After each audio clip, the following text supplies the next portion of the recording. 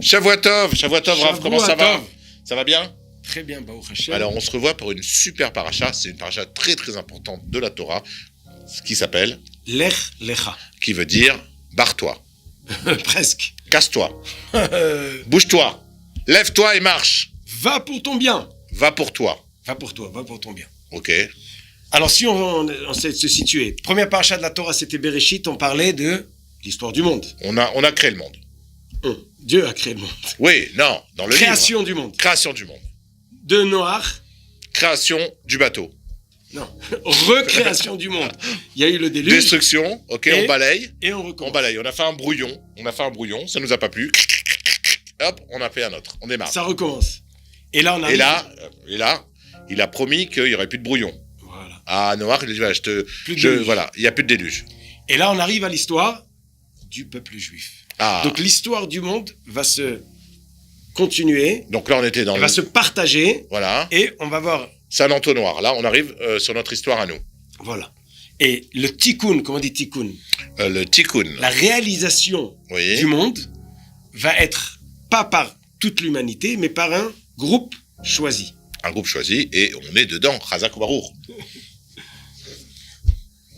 Tout celui qui veut y être, il peut y être. Et bienvenue. Okay. Seulement, il faut passer la conversion comme il faut. En tout cas. Ça fait mal. Alors. En tout cas. L'histoire d'Abraham, on a 3 parachutes là-dedans qui parlent de la vie d'Abraham. Oui. Lech Lecha, Vaïra, Chaye et Sarah vont parler de la vie d'Abraham. C'est pas une paracha un peu sioniste, là? Avant le sionisme, il faut d'abord exister. Donc d'abord, on parle d'Abraham. Oui. Mais c'est intéressant, si tu parles de sionisme, d'Israël. L'histoire d'Abraham, combien d'années il a vécu, Abraham? 997 ans. 1283. Personne n'a vécu. Non, faut dire plus ou moins. Moins.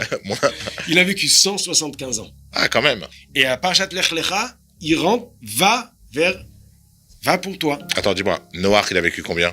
950. Ah, voilà, j'étais pas loin tout à l'heure. Oui, mais ça, c'est la génération d'avant. Ouais, ok, je me suis bourré. Voilà, après, on s'est calmé au niveau des âges. En tout cas, Abraham... C'est déjà pas mal, hein. 75 ans, ça fait un beau petit 175 vieux. ans. Ouais, ça fait un beau petit vieux, 75 ans. Mais l'histoire d'Abraham que nous connaissons, elle commence à 75 ans. Oui, et en plus, il a eu un gosse à 80. À 100. À 100? Dieu bénisse. Alors? Donc c'est pas tard, 50, Fabrice. D'accord. Ouais, je suis jeune, quoi. C'est un petit message personnel? Oui, on fait des messages personnels devant tout le monde à la télé, c'est comme ça. Alors, l'histoire d'Abraham. Il va en Eretz Israël. Il va vers où Dieu lui dit, je vais te montrer le chemin où tu vas. Il arrive en Eretz Israël. Il était où, excuse-moi? Il était au Kurdistan. Ur-Kasdim. Au Kurdistan. Il descend à Haran. C'est où, Haran? C'est au-dessus, Turquie, Syrie, ouais. Au nord d'Israël. Et il descend vers Israël, et il arrive à la première station très connue, Shrem. Naplouz, comment on appelle ça? Ouais, où il y a le Kever de... Kever Yosef. Yosef aussi va être à Shrem, et les Juifs en arrivant en Israël, avec Yoshua ben Nun, après les 40 ans du désert, ils arrivent où? Har Grizim, Har Eval, la montagne de la bénédiction, qui est au-dessus de Shrem. Ah, magnifique. Donc, ils arrivent aussi à Shrem. Et c'est dommage qu'on n'a pas cette ville dans nos mains, quoi. Et en réalité, c'est une ville qui est... importante pour nous, et qui est aussi... D'ailleurs, on vous invite à aller au Kever Yosef à Shrem. C'est pas pour rien. C'est organisé par l'armée et il y a des passages qui vous amènent au Kever Yosef. Mais c'est intéressant, c'est que le premier endroit où Avram est arrivé, c'est Shrem. L'endroit où Yosef, il a été enterré. Et à cause de ça, il a été envoyé en Égypte par ses frères. Oui. Et le premier endroit où les Juifs rentrent en Israël, c'est à Shrem. C'est qu'il y a quelque chose là-bas. Il faut aller chercher. Voilà. Alors nous, on va essayer maintenant de chercher ce qui se passe dans la paracha de la semaine. Alors, qu'est-ce qui se passe? Dans la suite. Qu'est-ce qui se passe? C'est qu'Avram, il arrive en Israël comme Dieu le guide. Et qu'est-ce qu'il arrive? Il n'y a pas de quoi manger. Ah, il n'y a pas l'agent juif. Il n'a pas le salklita, il n'a pas tout ça, quoi. Voilà. Donc, Vayehi Ra'av Ba'aretz. De toute façon, il n'y a pas ça, mais il avait faim le sur la robinet terre. du ciel, il se ferme. Donc, il pleut pas. Il y a la famine. Qu'est-ce qu'il fait Avram? Il veut sortir. Il va en Égypte. Et qu'est-ce qui va se passer? Il va arriver en Égypte et on va lui prendre sa femme. Les noirs, une blanche, ça fait des problèmes. Comme ça, Rachid dit, eux, c'était des noirs. Ils n'ont jamais vu de blanche. Ah. Ça fait des problèmes. Et là, après, il va revenir en Israël. Avec sa femme. Ouais. Et qu'est-ce qui va se passer? Il va avoir des nouveaux problèmes. Avec qui? Avec son neveu Lot. Le pasuk nous raconte que Lot, il avait des animaux et Avram avait des animaux. Il y a une bagarre entre les serviteurs d'Avram et les serviteurs de Lot. Les bergers d'Avram, les bergers de Lot. Et qu'est-ce qui va se passer? Ils vont se séparer. Mhm. Sur quoi ils se bagarrent? Sur du gazon? Sur de la terre? Sur du gazon? Sur du gazon? Non. Sur Ils quoi? se bagarrent sur la morale. Comment tu dis, les bergers d'Avram disent aux bergers de Lot, mais vous volez le gazon qui ne vous appartient pas. Il faut faire brouter les animaux là où c'est... Ou c'est à vous? Qu'est-ce qu'ils disent les bergers de Lot? Ils disent, tu sais, Dieu, il nous a promis la terre. Et Avram n'a pas d'enfant. Moi, je suis le neveu, donc je suis l'héritier. Cette terre, elle est pour moi. Alors, je prends déjà maintenant. C'est comme si quelqu'un se sert dans le porte-monnaie de son père et dit, un jour, je vais être l'héritier. Mhm. Qu'est-ce qu'ils disent les bergers d'Avram? Mais Qu'est-ce qu'ils pas disent? encore à nous. Ouais. C'est pas le moment. Maintenant, ça appartient aux peuples qui sont là maintenant. C'est pas arrivé le moment de l'héritage. Donc, il y a une discussion. Et qu'est-ce qu'il va faire Avram? Qu'est-ce qu'il va faire? Il va se séparer. Son neveu qu'il a suivi depuis le Kurdistan. Son neveu qui a pas dévoilé à Paro que Sarai était Était sa la femme. Au moment où il y a un problème de morale, Il se il sépare. se sépare. Et Lot est dans un point d'interrogation de sa vie. Ça arrive à pas mal de gens, à pas mal de moments dans la vie. Surtout dans le business. Il faut choisir. Je vais à droite ou je vais à gauche. Mhm. Le droit ou le moins droit. Voilà. Et là, Abraham lui Lot donne qui le va choix. glisser et il va arriver jusqu'à Sdom. Sdom et Gomorre, qu'est-ce qu'il voit là-bas? Il y a du gazon. Kegan Hashem, Kegan Ayere, Kegan Hashem, Keretz Mitzrayim. Ah, c'est beau. Il a vu la plage, il a vu les... C'est marrant hein, qu'en bord de mer morte comme ça, un truc complètement aride, il y a du gazon. Je crois que tu refasses l'histoire à l'envers. Ouais, c'est ça, il faut voir à l'époque, quoi. Avant la mer morte et avant La mer morte d'aujourd'hui, c'est à cause du renversement de Sdom. Voilà. Et Lot qui va partir là-bas. C'est une addition qui a été très salée. Voilà. Et qu'est-ce qui se passe? Après, Lot va se faire prendre à la guerre Par. Il y avait la guerre des 4 rois et des 5 rois. Ouais. Et Avram va lutter pour sauver la vie de Lot. Alors, ils se sont disputés. Non. Ils se sont séparés. Ils se sont séparés. Il lui a laissé le choix d'aller où il veut et lui, il ira là où il va pas. Voilà. Et une fois que c'est comme ça, Lot a des problèmes, quoi. Il est dans la panade. Et ben, Et il va l'aider. Abraham revient l'aider. Extraordinaire. Voilà Très- l'histoire. Qu'est-ce qu'il y a encore dans la paracha? Il y a Il y a les chameaux, les lapins, les hirondelles. Non. Non. Il y a quoi? il n'a pas d'enfant, Avram. Ah, Hachem va lui promettre, tu vas avoir un enfant. à 80 ans, il y croit pas. Et qui c'est qui va naître? Yitzhak, Non, Ishmaël, Ishmaël. Ouais. Donc Ishmaël qui va naître de sa servante. de sa servante. Donc, si on essaye de conclure ce qu'on a vu dans cette paracha, on a juste passé un peu. Abraham, on lui dit, va en Israël pour ton bien. Qu'est-ce qui lui arrive? Eh ben, La famine. la famine. C'est du mal. Son neveu, il l'accompagne. Il y a des problèmes. Alors, Il attends. est obligé de se séparer de son neveu. Dieu lui dit, va en Israël pour ton bien. Mais, donc, Abraham parle à Dieu.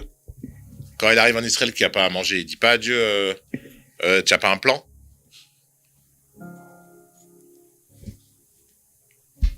Exemple, tu as un petit exemple de ta Oui, question. je veux un petit exemple. Ton père, il te dit, tu as grandi, tu sais travailler, voilà, je te donne des sous, vas-y, ouvre une affaire. Tu as des problèmes en chemin, tu dis, papa, qu'est-ce qu'on fait? Il dit, je sais pas ce qu'on fait. Mais je t'ai donné, c'est à toi de jouer. Moi, je t'ai donné le premier élément. Mais à toi de... Donc, ça veut dire quoi? Qu'est-ce qu'il aurait dû faire Abraham? C'est que il a suivi Akadosh Baruch Hu avec sa émouna, et maintenant, lui de réfléchir ce qu'il pense que est le meilleur des choses. D'accord. Mais, Donc, c'est pas une faute qu'il a fait de descendre en Égypte chercher à manger. alors je pense que l'année dernière, on en a parlé de la question, de l'histoire du Ramban qui dit que il aurait peut-être pas dû aller en Égypte. C'était une épreuve de émouna. Mhm. Mais le Ramban, il dit ça, il faut en discuter, mais on va pas en discuter aujourd'hui, mais puisque Avram, à son degré, est-ce qu'il aurait dû aller ou pas? Très bonne question, tu relèves un bon point. Mais en tout cas, Mhm. Avraham, il est face à une épreuve, mais avant de savoir quoi faire, viens, on essaie de réfléchir.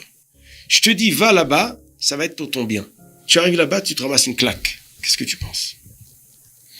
Bah, ça dépend qui me le dit. Si c'est ma cousine, je crois qu'elle m'a menti. Mais si là, c'est Hachem qui lui parle directement, creuse, quoi. Il faut chercher ton bien.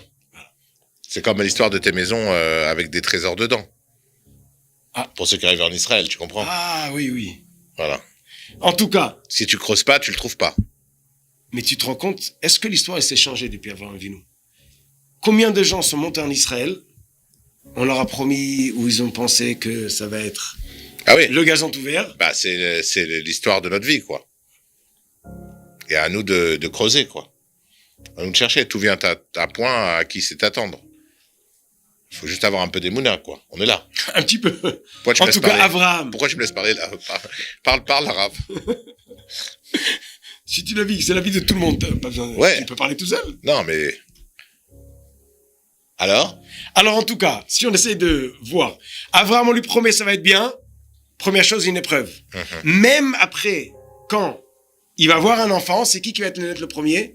C'est Ismaël. C'est pas Yitzhak. Ouais. Donc, il y a un proverbe qui dit, c'est qui réussit dans la vie? C'est qui? C'est celui qui est prêt à prendre le plus de claques en chemin. Comme Rafiki avec... dans Le Roi Lion. C'est qui Rafiki? C'est qui? Eh ben, le Rafiki, c'est celui qui s'occupe du bébé du Roi Lion, d'accord? Le fils de Mufasa. Et donc Rafiki lui met un coup sur la tête. Ah, il a mal. Et quand Rafiki, le singe, il veut lui remettre un autre coup, il a appris. La fois d'après, il a baissé la tête. Tu as compris? Ici, c'est que depuis le début, tu comprends que Kadesh Baruch Hu te promet le bien, tu suis, et la réussite, on la voit pas tout de suite. Mais la Emouna nous permet d'avancer et de savoir qu'à travers ce qui nous a l'air un peu flou, derrière, il se cache. Voilà, il y a quelque chose de bien. Voilà, faut Et la garder. première fois qu'on parle d'Avraham Avinu, qu'on nous parle dans la Torah, de sa vie, on nous parle la promesse de la terre, la promesse des enfants. Les deux, au premier tour, ça marche pas. La première fois qu'il vient en Israël, il y a un problème. La première fois qu'il a un enfant, il y a un problème. Et même son neveu qui le suit, son lien, il va être problématique avec lui. Eh ben, c'est l'histoire de tout Am Israël avec le Mashiach. On traverse des problèmes, et pourquoi on tient? Pourquoi on a tenu toutes ces années? Parce qu'on sait qu'au bout, il y a quelque chose. On a le Mashiach. Dans 2 jours, dans 2 heures, dans 20 ans, dans 200 ans, on sait qu'il y a quelque chose au bout. Qu'il y a une fin qui va refaire les choses dans le sens positif. Donc, faut juste avoir un peu d'émouna, et on en a puisqu'on est toujours là. Toujours là. Et aussi parce qu'on est les petits-enfants d'Avraham, Yitzhak et Yaakov. Ah oui, c'est vrai. Alors, on embrasse nos grands-parents et arrière-grands-parents. Shabbat shalom. Et que Bezrat Hashem, qu'on soit au dernier problème. Pas qu'on a besoin encore de problèmes pour arriver à la réussite. Ah non, c'est fini là, c'est bientôt. C'est pour bientôt. Amen. Promesse de Fabrice. Ouais, promesse. Merci beaucoup. On Shabbat shalom. traverserait la main du rave, hein, c'est pas une promesse de Fabrice en l'air. À la semaine Shabbat shalom. prochaine.